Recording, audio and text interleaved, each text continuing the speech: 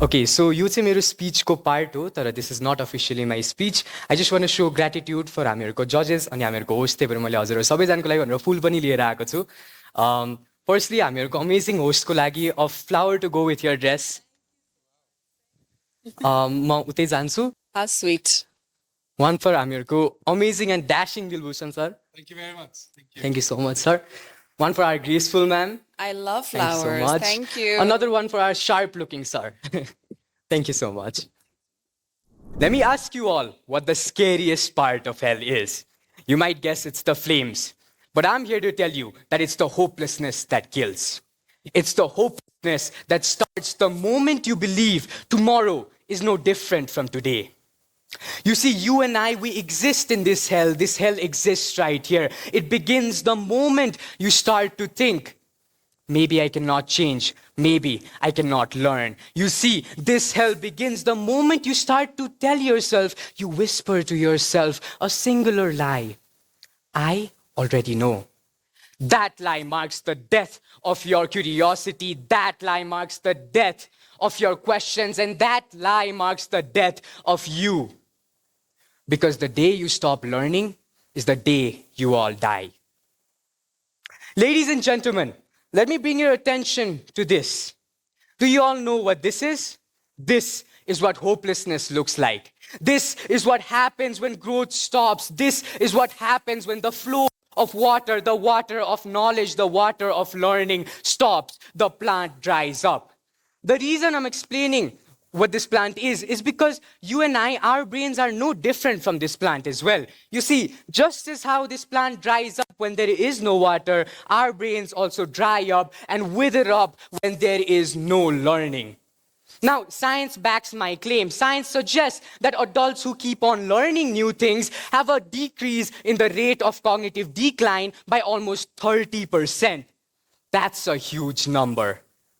You see, Albert Einstein also famously tackled this very same problem. He told us the same thinking that caused a problem or created a problem cannot solve it.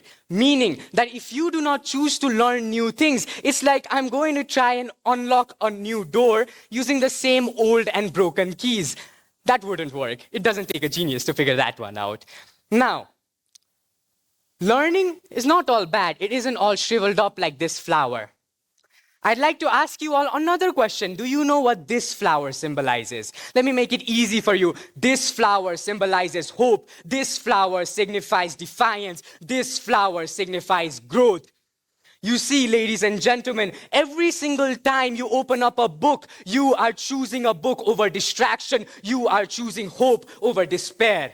Every single time you ask yourself, how can I improve? How can I be any different? You are choosing not to die. You are choosing to live before you actually die.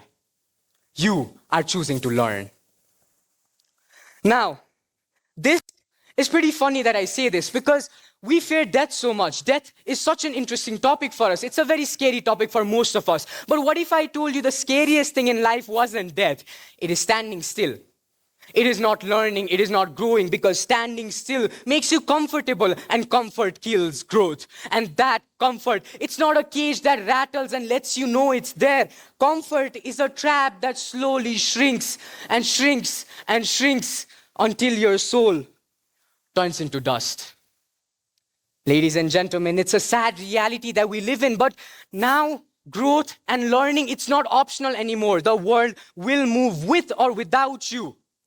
85% of the jobs that will be created in 2030 have not even been invented today. That means if you stop learning for the future, if you stop preparing for the future, you are robbing yourself of it. Now, before I leave this stage, I want to ask you, all of you, a question. What is the future that you want to build? One full of hopelessness turned into nothing, full of hopelessness that turns into what ifs. Or a future full of hope, a future forged by hope that asks you what you can become. Ladies and gentlemen, many people will give you flowers like I just did. But remember, in life, the most precious flower you will ever hold is your own life. Make it a garden. Thank you.